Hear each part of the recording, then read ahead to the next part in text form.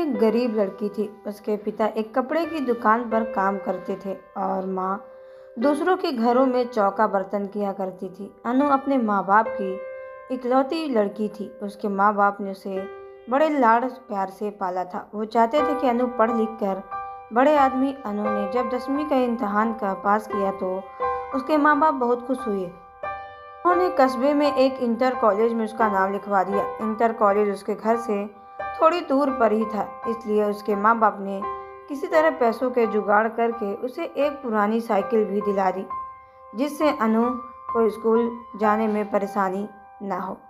अनु जब साइकिल पर बैठकर स्कूल जाती तो उसे लगता जैसे वो आसमान में उड़ रही हो।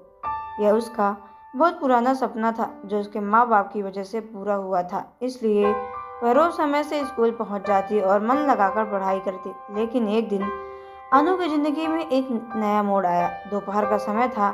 स्कूल से छुट्टी होने पर उसने अपनी साइकिल ली और घर की ओर चल पड़ी। लेकिन अब ये थोड़ी दूर ही पहुंची थी कि पीछे से आती एक बाइक उसके बगल से गुजरी। बाइक को जो लड़का गला चला रहा था उसका हम ही था। लड़के ने थोड़ा आगे जाकर अपनी बाइक रोक दी। अनु को रुकने का इशारा किया। अनु उस लड़के को अक्सर रास्ते में देखा करती थी जब भी वह स्कूल आती जाती। वह लड़का सड़क के किनारे खड़ा उसे निहार रहा था। शुरू में उसे देखकर अनु को बहुत गुस्सा आता था, लेकिन धीरे धीरे वह उसे अच्छा लगने लगा था। इस तरह से रास्ते में रोके जाने से अनु घबरा सी गई। उसने मन हुआ कि वह अपनी साइकिल आगे बढ़ा दे, लेकिन फिर न जाने क्या सोचकर उसने अपनी साइकिल में ब्रेक लगा दिया। वह लड़का अनु के पास आ गया और धीरे से बोला, मेरा नाम सुमित है। मैं रोज आपको स्कूल जाते हुए देखता हूँ। अगर आप बुरा न माने तो मैं आपसे कुछ कहना चाहता हूँ। क्या? अनु ने मुंह में सिर्फ इतना ही कहा। सुमित ने अपनी शर्ट की जेब से एक गुलाब की कली निकालकर उसके हाथों में रख दिया और उसकी मुट्ठी बंद करके हुए बोला, मैं तुमसे बहुत प्यार करता हूँ।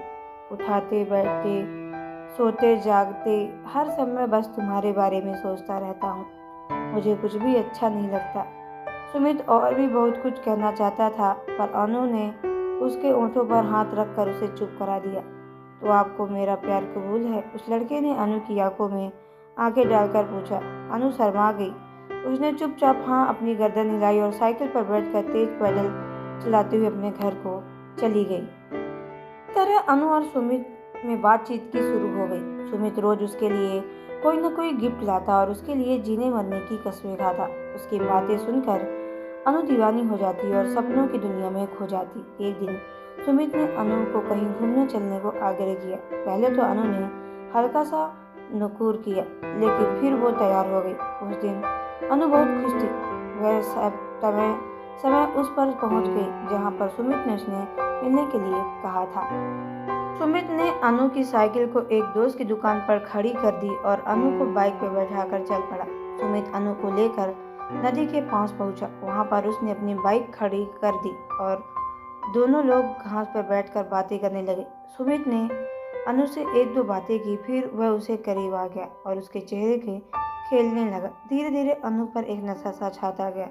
शायद वह सुमित के मन की बात समझ नहीं पाई, इसलिए उसने अपने आप को सुमित के हवाले कर दिया। दोनों लोग एक दूसरे को प्यार में खो गए और दो जिस्म एक जान हो गए। अभी वो दोनों लोग ठीक से नॉर्मल भी नहीं हो पाए थे, तभी ना जाने कहां से वह 3 लड़के आ गए। उन्हें देखकर अनु हक्का बक्का रह गई और जल्दी जल्दी अपने कपड़े सही करने लगी। यह देखकर एक लड़के ने उसका हाथ पकड़ लिया और उसके पास घसीटता हुआ बोला, इतनी भी जल्दी क्या है रानी, हम भी तो तुम्हारे दीवाने हैं, थोड़ा हमारा भी तो मनोरंजन कर दो। अनु ने कतार दृष्टि से सुमित को देखा और वह अनु के मदद करने के बजाय हंस रहा था। यह देखकर अनु का हृदय चित्कार कर उठा, यानी कि वह सब सुमित को एक सोची समझी चाल थी। अनु आगे कुछ सोच ही नहीं पाई, क्योंकि वो तीनों लड़के उसके ऊपर भूखे भेड़िए की तरह टूट पड़े थे। अनु मदद के लिए चिल्लाती रही और वो नोचते घसीटते रहे। कुछ ही पलों में अनु ने सहन शक्ति ने जवाब दे दिया और वो बेहोश हो गई। लगभग 1 घंटे बाद अनु को होश आया। वह तीनों लड़कों और सुमित वहां से जा चुके थे। दर्द की वजह से उसके शरीर की प्रत्येक नसें फट रही थी। उसकी आंखों के आगे अंधेरा छाया हुआ था। उसके सारे सपने ध्वस्त हो चुके थे। उसने अपने जीवन तो होता हुआ नजर आ रहा था। अनु सोचती रही कि क्यों मैंने सुमित की बातों पर विश्वास किया, क्यों मैं उसके साथ बस्ती से इतनी दूर यहाँ पर आई। अब मैं क्या मुंह लेकर अपने घर ही जाऊंगी, अपने माँ बाप को क्या बताऊंगी। मेरा ये हाल देखकर वो जीते जी मर जाएंगे। अनु के शरीर में बिल्कुल भी शक्ति नहीं बची थी। वह किसी तरह घिसटती हुई नदी के किनारे पहुंची। नदी का पानी कल कल करता हुआ तेजी से बह रहा था। अनु ने एक बार फिर अपने गरीब माँ बाप के बारे में सोचा, लेकिन साथ ही सुमित का चेहरा भी उसकी आंखों के आगे तैर गया और इसके साथ वो क्रोध खींचकर गिन मिले जुले भाव उसका शरीर कांपने लगा। अनु ने अपने दांतों की किटकिटाए अपने शरीर में बची हुई ताकत इकट्ठा की और धीरे से खड़ी हुई। उसने अपनी आंखों बंद कर ली, हाथ जोड़कर मन ही मन अपने माता पिता से माफी मांगी और फिर नदी में छलांग लगा दी। अगले ही पल अनु नदी में डूबने उतरने लगी, लेकिन अब ना तो वह किसी को अपनी जान बचाने के लिए पुकार रही थी और न ही बचने के लिए संघर्ष कर रही थी। उसका मन जब भी बेवफा प्रेमी के बारे में सोच रहा था, वह सोच रही थी कि क्यों मैंने उसकी बातें पर इतना एतबार कर लिया, क्यों मैंने उससे अंधा प्यार किया, क्यों मैं उसकी नीयत को समझ नहीं पाई। अगर मैं ऐसा कर पाती तो शायद वह नदी की गहराई में डूबती चली गई। तो दोस्तों, आपको ये स्टोरी कैसी लगी कमेंट बॉक्स में ज़रूर बताएं। अगर आप हमारे चैनल पर नए तो चैनल को सब्सक्राइब करके बेल आइकन को प्रेस कर लें, ताकि आने वाली सभी वीडियो की नोटिफिकेशन आपके मोबाइल पर सबसे पहले पहुंचे, क्योंकि मैं ऐसे ही वीडियो आप लोगों तक लाती रहती हूँ। तो चलिए मिलते हैं नेक्स्ट वीडियो के अंदर, तब तक के लिए धन्यवाद।